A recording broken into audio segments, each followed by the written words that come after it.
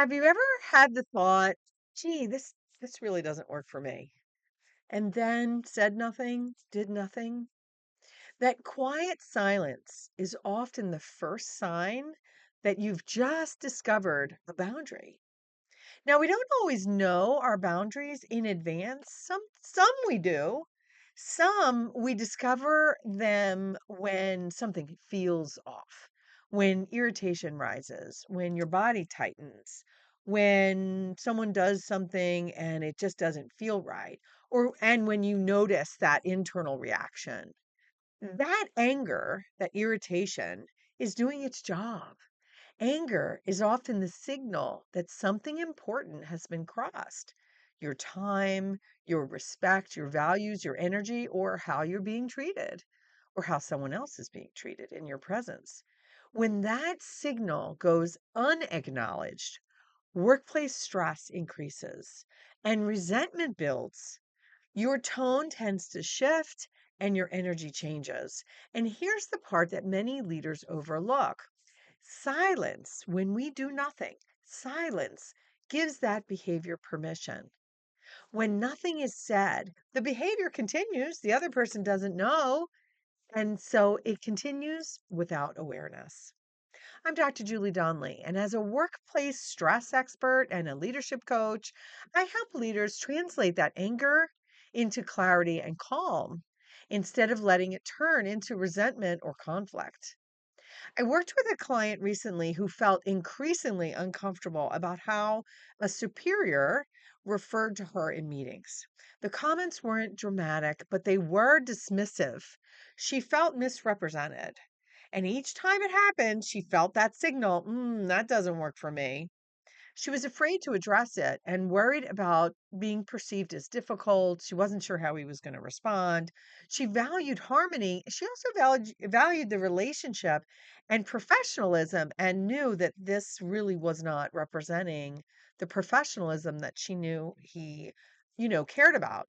So for weeks, she stayed silent. She finally brought it up to me because the anger didn't disappear. It turned into stress and it began affecting her confidence and how she showed up. So when we worked on it together, we clarified the boundary. We clarified what it was that was disturbing to her. Respect in public forums mattered deeply to her. Accuracy mattered, integrity mattered. And so we practiced the conversation. We grounded it in her values rather than emotion. And she approached him calmly and described the impact of his comments. He responded well. He had no awareness that he was doing this, how his words were landing. And often that is the case. People are not as self aware as we assume that they are. So afterwards, she not only was she proud of herself, she said, that Dr. Julie, that really wasn't as hard as I thought it was going to be. More importantly, she realized that not speaking up was hurting her and her career. Staying silent was allowing a narrative about her to continue unchecked. And she also realized something else. Addressing it wasn't just about protecting herself and extending that boundary, it was about respecting him enough to let him correct the behavior that he didn't even know was problematic. Anger requires time to process. It requires courage to acknowledge the trespass, and it requires clarity to speak calmly and directly about what it entails. This is emotional intelligence in action. Calm helps you regulate, clarity helps you articulate, and confidence helps you speak up for yourself and be assertive.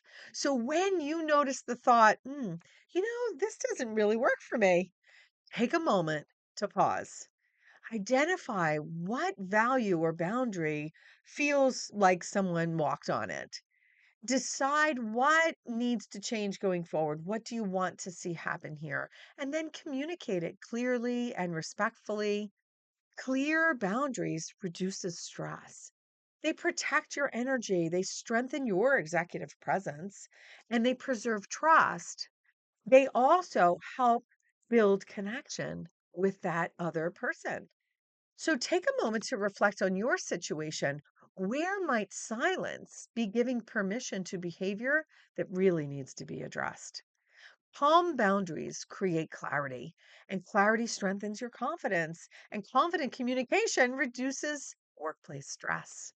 If this was helpful, then like the video, subscribe to the channel for more strategies to help you lead at the speed of people. And certainly feel free to share it with someone who wants to lead more effectively and calmly.